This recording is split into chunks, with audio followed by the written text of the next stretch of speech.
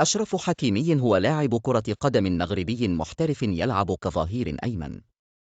ولد في 4 نوفمبر 1998 في مدريد، إسبانيا. بدأ مسيرته مع ريال مدريد، ثم انتقل إلى دورتموند في الدوري الألماني، ومن ثم إلى إنتر ميلان. حالياً يلعب في باريس سان جيرمان. يعرف بسرعته ومهارته في الهجوم والدفاع، وهو أحد أبرز لاعبي المنتخب المغربي. أشرف حكيمي سجل العديد من الأهداف مع الأندية التي لعب لها وكذلك مع المنتخب المغربي. يتميز بتسديداته القوية واندفاعه الهجومي.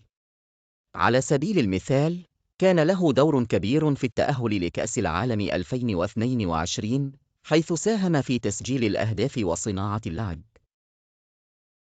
إليك بعض الأهداف البارزة التي سجلها أشرف حكيمي. كأس العالم 2022، سجل حكيمي هدفاً رائعاً من ركلة جزاء ضد إسبانيا في دور ال1/6، مما ساعد المغرب على التأهل للدور ربع النهائي.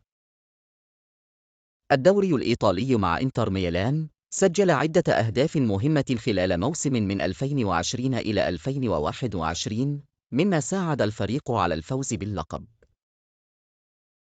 الدوري الفرنسي مع باريس سان جيرمان، سجل أهدافاً حاسمة في العديد من المباريات، بما في ذلك أهداف من تسديدات بعيدة.